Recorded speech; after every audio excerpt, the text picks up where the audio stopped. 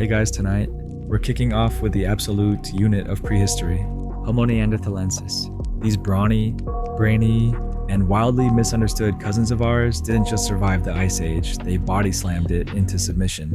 From their absurd strength to their shockingly refined culture, Neanderthals weren't your stereotypical knuckle-dragging cavemen. They were nature's gym rats, with a surprising flair for interior design. So before we dig in, take a second to hit that like button and subscribe, but only if you actually enjoy this kind of content. Drop a comment, too.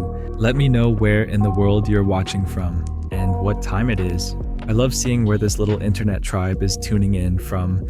Alright, lights down, fan on if you like that soft background hum, and let's drift back in time together. So, picture this. You're walking through Ice Age Europe, say around 80, logs up years ago.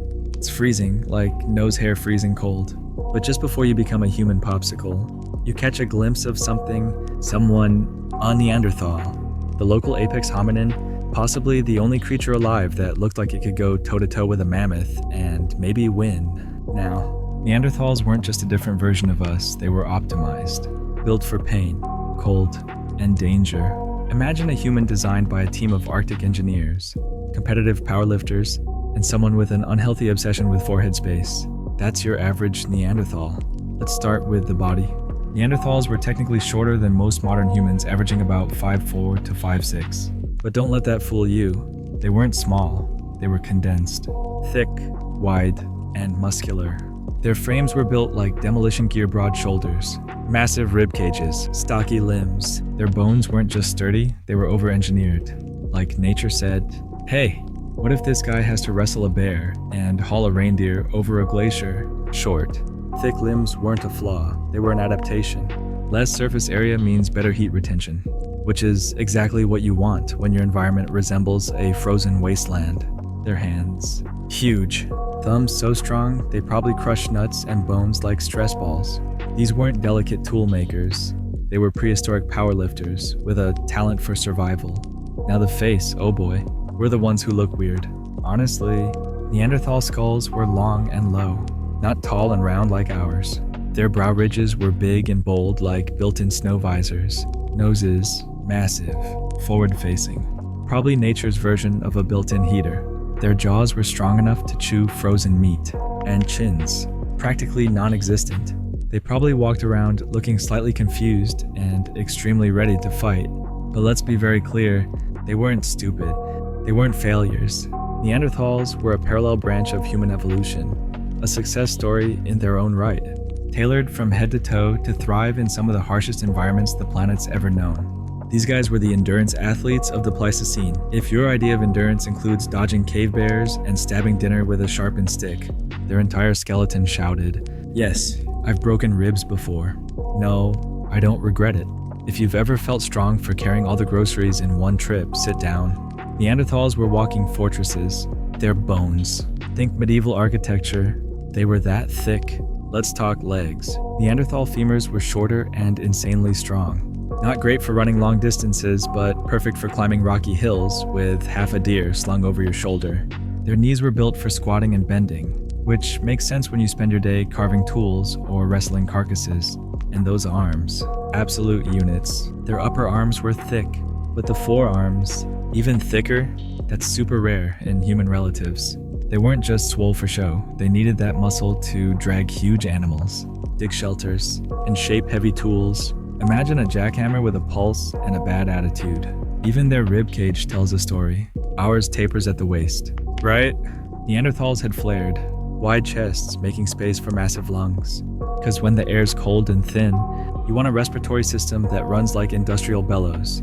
Their skulls, not just for show either.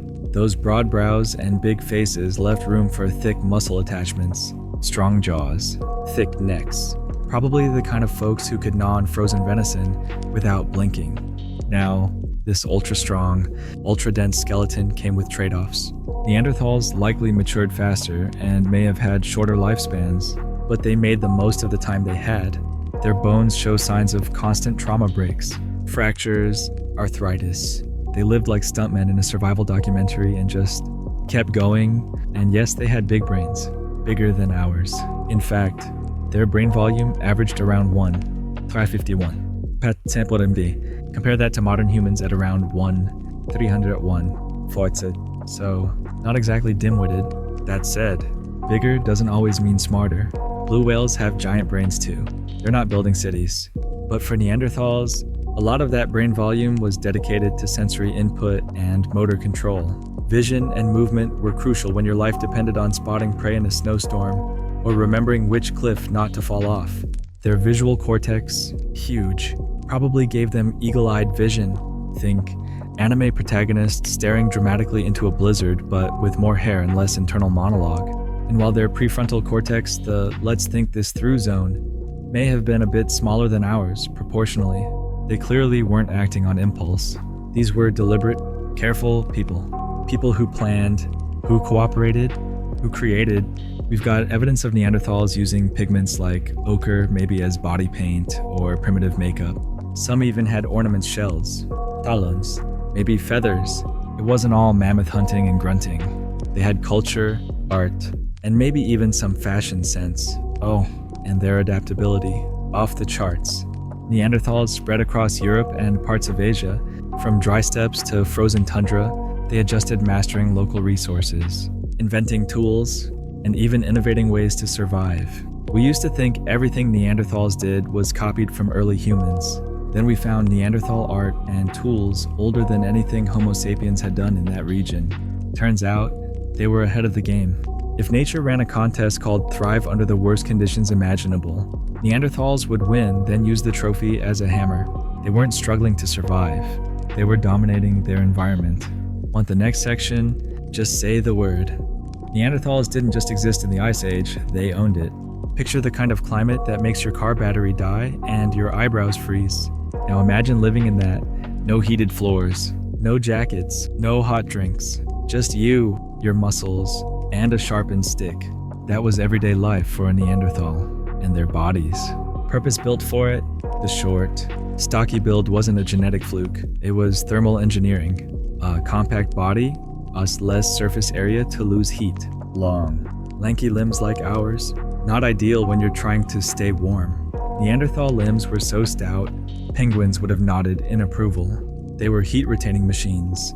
Their noses were also massive, not for sniffing out gossip, but to warm up cold air before it hit their lungs. Think of it like having a built-in furnace right in the middle of your face. It's not glamorous, but it's genius. Nature's HVAC system, no wires needed. And though we'll never know exactly what their skin looked like, most scientists agree they probably had lighter skin tones. Why? To absorb more sunlight and synthesize vitamin D in low-light conditions. 6 months of cloud cover and gloom. Not a problem when your biology's figured out how to squeeze sunshine out of the gray.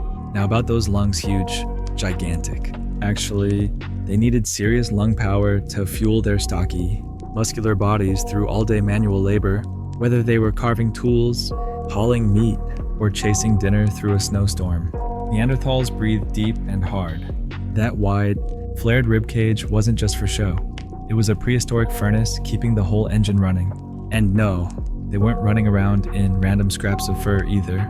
Evidence suggests Neanderthals had actual clothing-stitched hides, tailored well, roughly for insulation. And here's the kicker. Stitching isn't simple. It means they were thinking ahead, creating tools, developing techniques. If you're making needles from bone and thread from sinew, you're not a brute. You're a fashion-forward survivalist. We're talking Ice Age couture, fully functional, probably a little itchy, but 100% effective. They had winter wear and maybe slightly less winter wear, a seasonal wardrobe, if you will, and accessories. Oh, they had those too. We found eagle talons, pierced shells, and other decorative items at Neanderthal sites. These weren't utilitarian. They didn't help you start fires or hunt deer. So why wear them? Because symbolism, maybe for identity, maybe for flair, maybe to say, yeah, I caught this bird. What of it? They also used ochre, that rusty red pigment, on tools, maybe on skin, maybe even on faces, war paint, body art, makeup. We don't know, but at some point, a Neanderthal looked at a red rock and thought, you know what? That'd look great on my cheekbones. Eat your heart out. TikTok contouring. Now let's talk strength. The kind of strength that makes modern humans look like undercooked spaghetti. Neanderthals weren't just strong. They were ridiculously strong. We're talking hollow woolly rhino up a hill strong. Estimates suggest that a Neanderthal male could be 50% stronger than a modern man of the same size and in upper body strength, maybe even double. That's not gym strong. That's rip a tree stump out of the ground strong. That's accidentally destroy your shelter while trying to move a rock strong. They weren't using distance weapons like atlatls or bows and arrows. Those came later. Nah, Neanderthals preferred the up-close and personal approach. They hunted large, angry Ice Age megafauna with thrusting spears. Imagine walking up to a giant prehistoric bison and stabbing it in the ribs while it's trying to turn you into a meat pancake.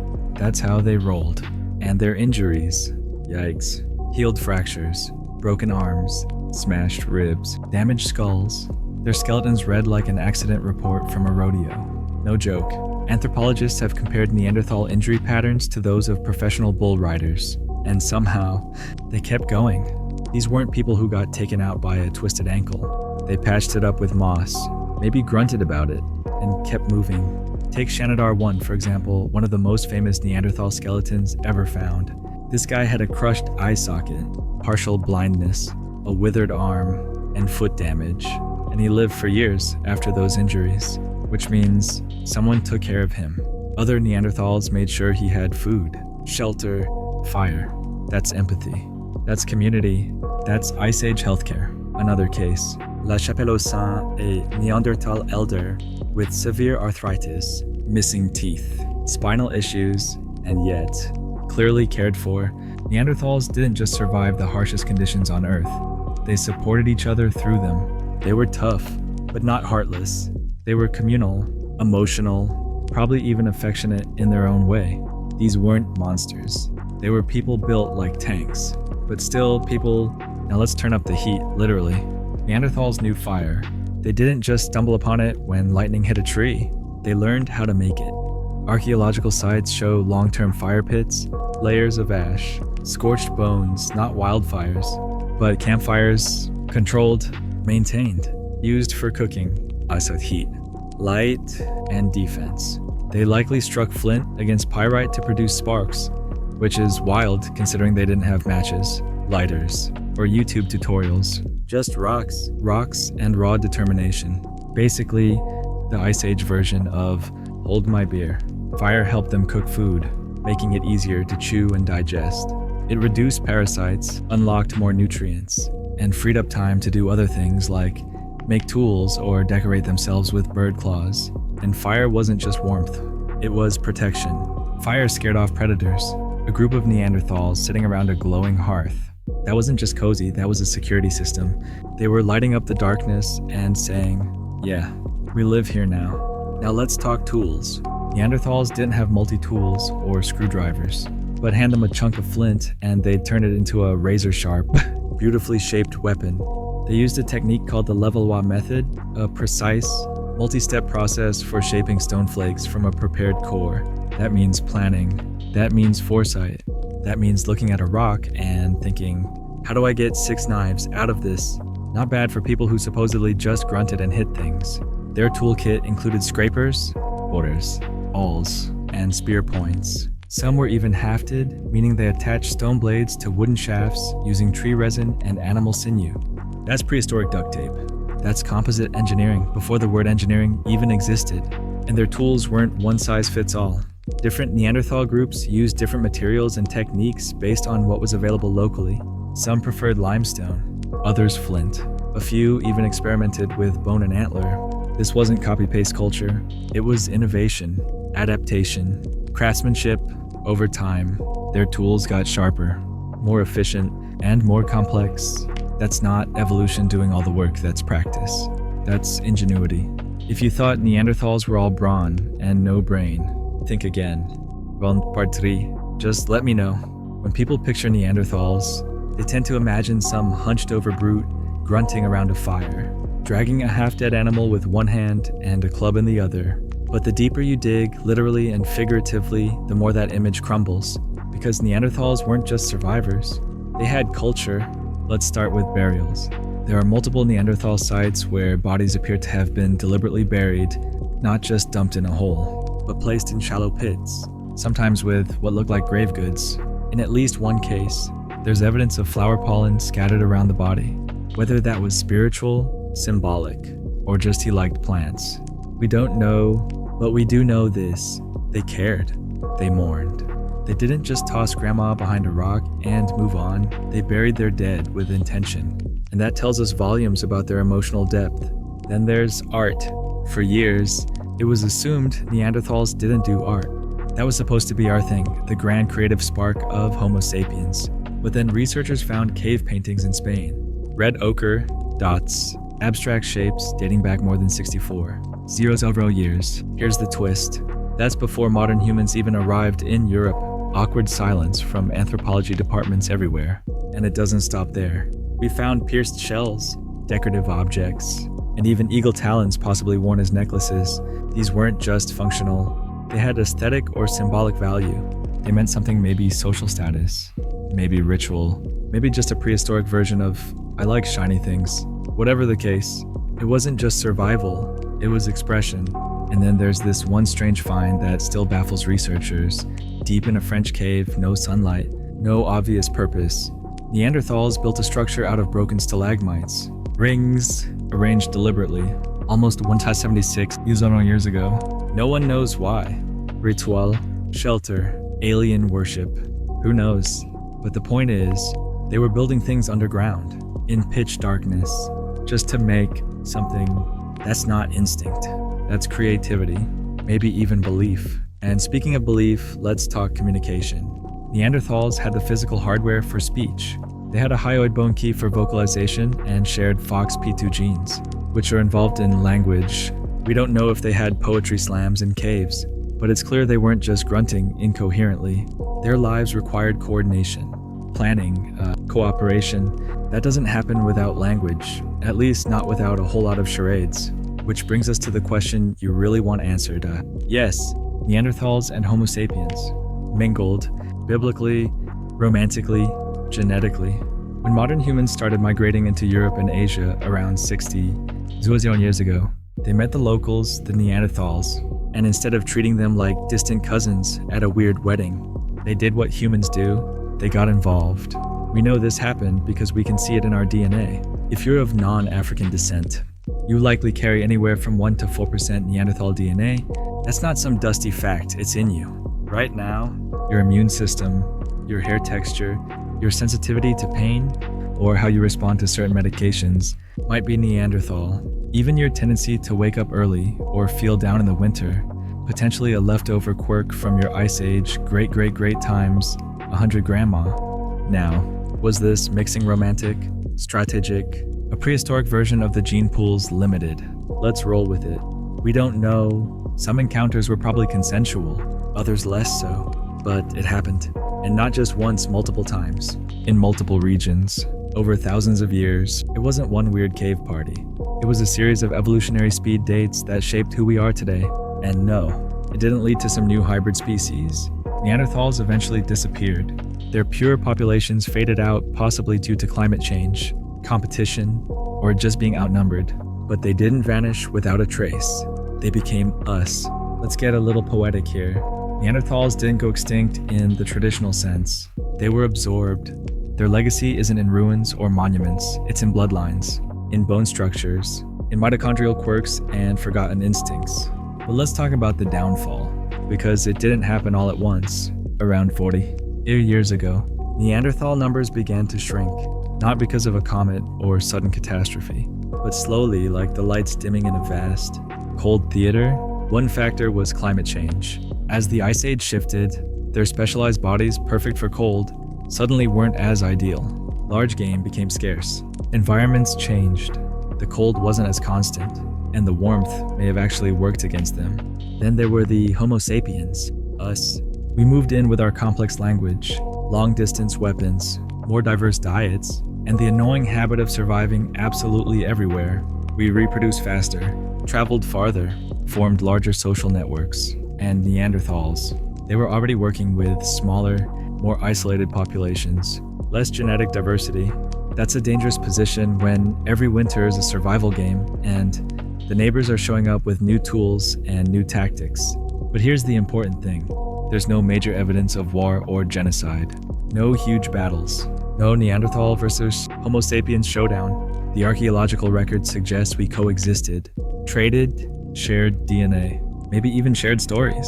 And then, gradually, Neanderthals were gone. The last populations probably held out in places like Gibraltar, tucked away in the south of Spain. The final flickers of a once great lineage. And then, silence. No more tools, no more burials, just an echo. But that doesn't mean they failed. That doesn't mean they were lesser. Neanderthals thrived for 300 brutal years. That's 3 times longer than modern humans have been around so far. They weathered ice, predators, injury, and isolation. And they didn't just exist, they created, they nurtured, they explored, and in the end, they became part of us. And yet, for most of modern history, we dragged their name through the mud. When their fossils were first discovered in the 1800s, scientists didn't know what to do with them. The skull looked vaguely human, but those brow ridges, that jaw, those thick bones. Victorian scientists took one look and said, yes, clearly a dumb, brutish caveman. And thus began the myth. Neanderthals as the ugly, dumb mistake of evolution. Bent over, slack-jawed, dragging a club behind them. The kind of guy who'd lose a fight with a sandwich. It didn't help that early reconstructions showed them looking like gorillas with arthritis. One of the most infamous illustrations was based on the skeleton of an elderly Neanderthal with spinal damage. Basically, their version of Grandpa Joe mid-back spasm, and we took that as the standard. Textbooks, cartoons, Hollywood, they all ran with the idea. The grunting caveman. The failed prototype, the almost human who just couldn't cut it. But here's the truth. They weren't less. They were different. A separate path. A parallel success story. And the more we uncover, the more we have to rewrite the narrative. Neanderthals weren't monsters. They weren't mistakes. They were people, rough, resilient, resourceful, capable of love, art, community, and fire. They didn't leave behind cities or temples, but they left something just as permanent, us. Thanks for joining me on this deep dive into our ancient, misunderstood cousins. If this kind of storytelling hits the spot, don't forget to subscribe, and drop a comment. Maybe even tell me what percentage Neanderthal DNA you've got if you've taken one of those ancestry tests. Until next time, keep wondering, keep questioning, and remember, the story of humanity isn't just ours, it's shared.